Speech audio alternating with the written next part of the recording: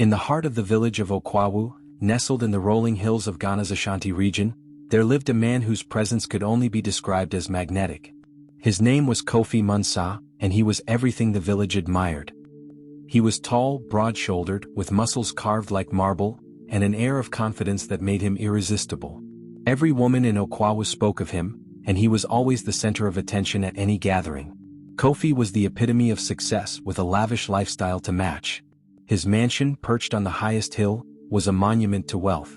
Glistening marble floors, walls lined with art from Europe and Asia, and rooms filled with imported furniture, made it a palace in the eyes of the villagers.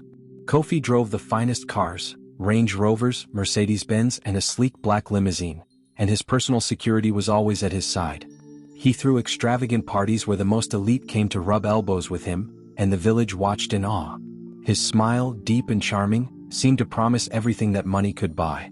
But there was a shadow that followed Kofi. Beneath the polished exterior lay something far more sinister. Women who spent time with him, drawn by his good looks and promises of riches, began disappearing.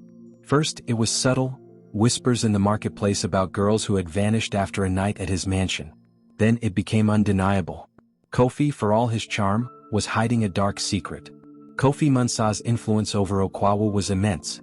He was the one who brought jobs, wealth, and foreign connections to the village. But in the dark corners of the village, there were rumors, whispers of women vanishing after being invited to his lavish parties. Beautiful young women, often from the surrounding villages, would be seen leaving with Kofi, only to never be heard from again. At first, the disappearances were brushed off. The women had simply gone to live elsewhere, or so it was believed. They had run away, perhaps to start a new life in the city. But the pattern was undeniable. After a while, no one saw the women again. Those who had fallen for Kofi's charm, his promises of a better life, had disappeared, leaving behind only questions and sorrow. The village chief, Nene Tano, who had long supported Kofi, dismissed the concerns. "Our Kofi is a good man. He's brought prosperity to Okwawu," he would say. "These women have gone on their own. We shouldn't question him." But some of the villagers, especially the mothers and fathers of the missing women, began to question the seemingly perfect man they had trusted. Nyamkai was a beautiful young woman from the village of Anamabo, located along the coast, just a few days' travel from Okwawu. When she heard of Kofi's grandeur, she was intrigued but also cautious.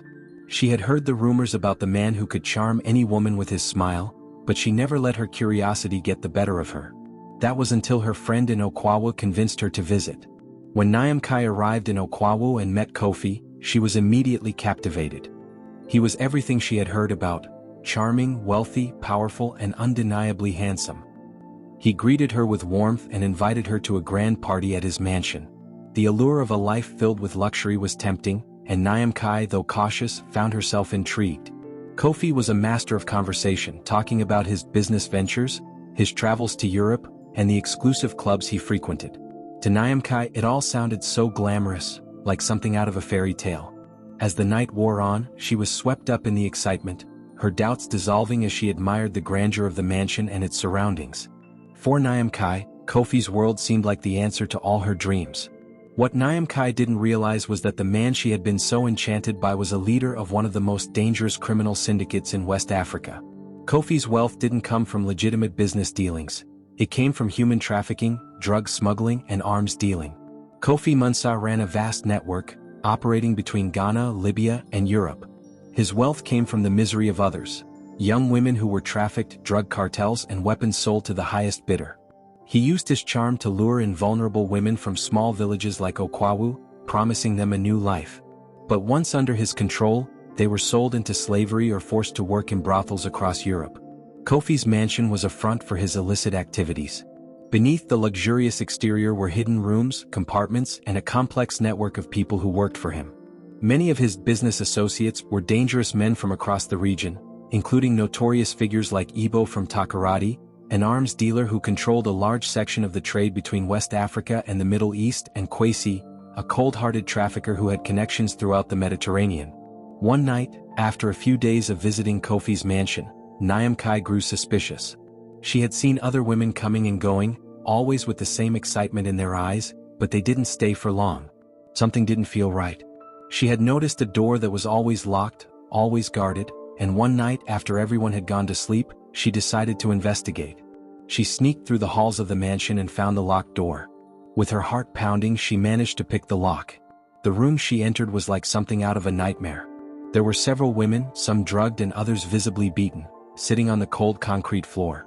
They looked broken, their eyes dull, their bodies frail. As Nyamkai slowly made her way deeper into the room, she recognized some of the women from her village, girls who had gone missing weeks or even months ago. They were all trapped, their lives no longer their own. Kofi had promised them freedom, wealth, and a better future, but instead they had been sold. Her stomach turned as the realization sank in. Kofi was no mere businessman, he was a trafficker, a criminal who profited off of the suffering of others. Nyamkai knew she had to escape.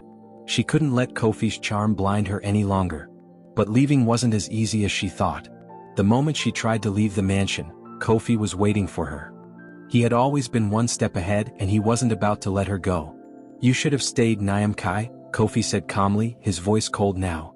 "You had everything here. Luxury, power, freedom. What more could you want?"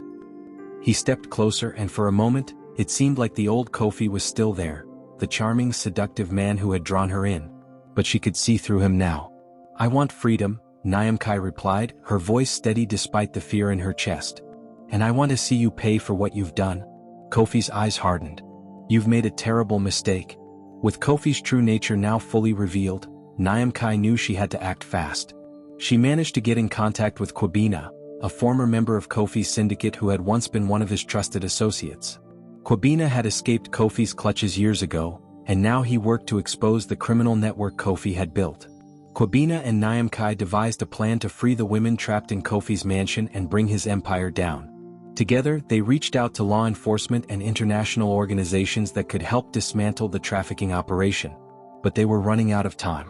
Kofi was a powerful man, and his network extended far beyond Okwawu. Any misstep could cost them their lives. As the days passed, Nyamkai began to secretly rally the other women.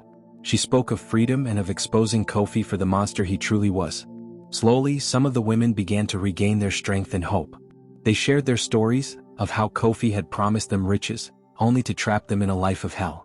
Kwabena, who had once been part of Kofi's operations, provided the inside information they needed.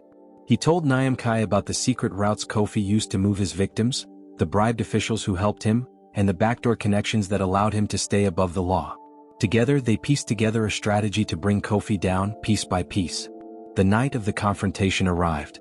Kofi, as always, was confident in his position. He believed that no one could touch him, that his empire was untouchable. But he didn't account for Nyamkai and the determination of the women he had wronged. The plan was simple: expose Kofi's crimes to the world. With the help of law enforcement and international journalists, they would bring evidence of his trafficking operations into the light. Kofi's mansion, his empire of lies, was about to crumble. The evening of the showdown had arrived. Kofi Munsa's mansion, once a symbol of wealth and power, now felt like a prison, a gilded cage with chains too strong to break. Nyamkai, along with Kwabena and the brave women she had freed, waited outside, hidden in the shadows. They had gathered everything they needed: testimonies from survivors, photographic evidence, and even encrypted documents that detailed Kofi's criminal activities. Under the cover of night, the group worked quickly. The authorities, who had been secretly coordinating with them, moved in, surrounding the mansion with precision. As the operation began, Kofi, who had been celebrating in his lavish living room, grew increasingly paranoid. He had heard whispers of betrayal, but he was too confident in his power to believe anyone would dare challenge him. His security detail was prepared to respond swiftly, but the tactical team was already inside the mansion, sweeping the building floor by floor. At the same time, international journalists, tipped off by Kwabena sources, were ready to broadcast the raid live, exposing Kofi's true face to the world.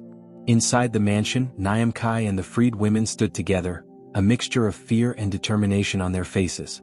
It was a moment of reckoning, one that would bring the monster in their midst to justice.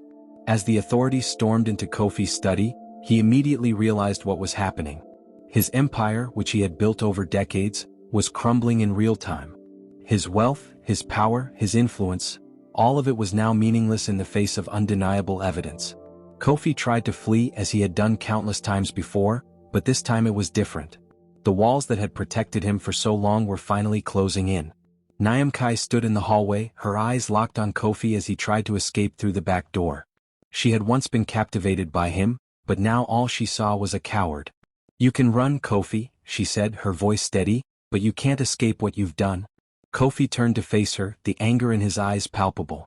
"You think you've won?" he spat, his voice venomous. "You have no idea what you're up against. My influence reaches far beyond Okwawu. You're just a pawn in a much larger game." But Nyamkai wasn't afraid anymore. She had seen his empire up close and understood that it was built on fear, manipulation, and pain. And now it was falling apart. "The game's over, Kofi," she replied. "And you're going to pay for every life you've destroyed." Kofi Munsa was arrested and taken away in handcuffs. His mansion, once a symbol of opulence and grandeur, was now a crime scene. The raid exposed his vast criminal operations, the trafficking network that spanned continents, the drug smuggling routes, and the weapon deals that had funded his empire. The journalists who had been given the tip immediately broadcasted the details of the raid to the world, and soon the name Kofi Munsa became synonymous with betrayal and cruelty. The trial that followed was a spectacle. Nyamkai took the stand, her testimony one of the most powerful moments of the proceedings. She spoke not only about the women she had saved, but also about the darkness that had consumed her life and the lives of others. She told the world about the promises Kofi had made, and the shattered lives he had left in his wake. One by one, survivors came forward, including many women from Okwawu. Their voices, once silenced by fear, now rang out in defiance. The courtroom was filled with stories of heartbreak, but also of resilience. It was clear that Kofi's reign of terror was coming to an end. But even as Kofi was convicted and sentenced to life imprisonment, Nyamkai couldn't shake the feeling that the battle was far from over. The network he had built didn't vanish overnight. Kofi's allies, corrupt officials, international traffickers, and businessmen, were still out there, operating in the shadows. Despite Kofi's imprisonment, the world Nyamkai had known continued to unravel. The sense of victory she had felt when Kofi was finally locked away began to fade as she realized that the problems he had created were far bigger than one man. The criminal syndicate Kofi had been part of was vast, stretching across borders and involving some of the most powerful and dangerous people in the world. Kwesi, one of Kofi's former associates who had turned informant, warned her that Kofi's arrest had only triggered the beginning of a much larger war. The power vacuum Kofi left behind would be filled quickly, and there would be others who would try to continue his operations. "We've won the battle, Nyamkai," Kwesi said, his voice low. "But the war's not over. Kofi may be in prison, but his empire, his connections, they're not going anywhere. They'll find someone else to take his place." Nyamkai was torn. She had already sacrificed so much to bring Kofi to justice, but now the reality of the fight she had started began to settle in. There was still so much more to do. The human trafficking rings, the drug networks, the corruption, none of it had been fully dismantled. "I'll keep fighting," she said, her voice firm. "I can't stop now." Nyamkai, despite the exhaustion and trauma she had endured, began to step into a new role, one that had been forced upon her by the darkness she had uncovered. She could no longer be a passive victim of circumstance. She had seen too much, learned too much, and now she was determined to make sure that no one else would suffer as she and the other women had.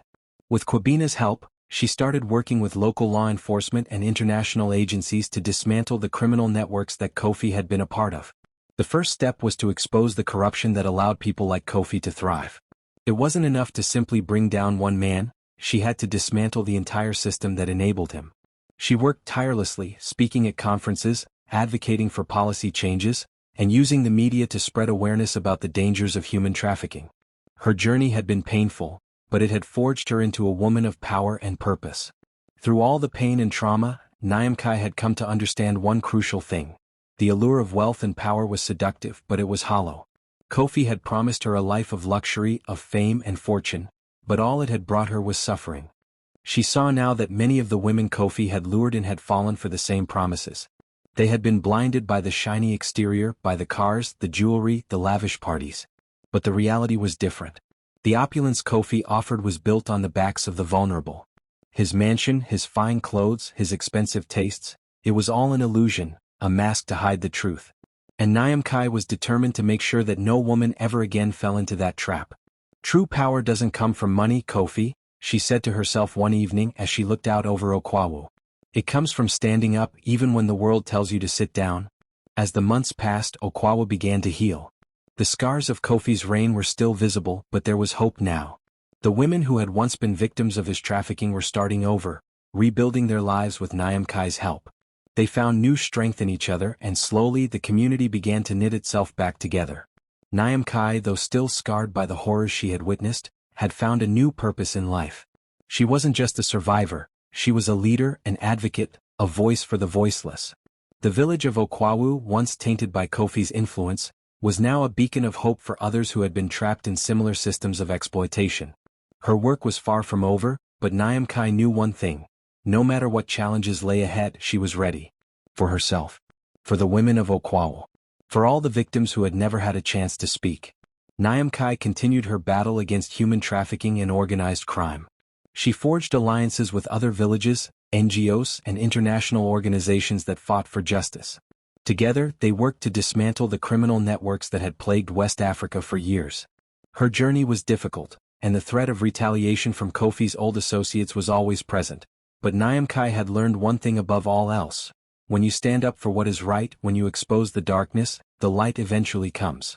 And in the end, it wasn't just about bringing down one man, it was about changing a system. A system that had fed on the suffering of others, a system that now had to face the consequences of its actions. Nyamkai's fight had just begun. And she would not stop until every last trace of the darkness Kofi Munsa had left behind was eradicated from the world. The story of Kofi Munsa is a haunting reminder of the dangers of blind ambition and the darkness that can lurk behind even the most charming faces. But it is also a story of courage, resilience, and the unbreakable power of the human spirit. Nyamkai's journey is a testament to the fact that even in the face of overwhelming darkness, there is always the possibility of redemption and light.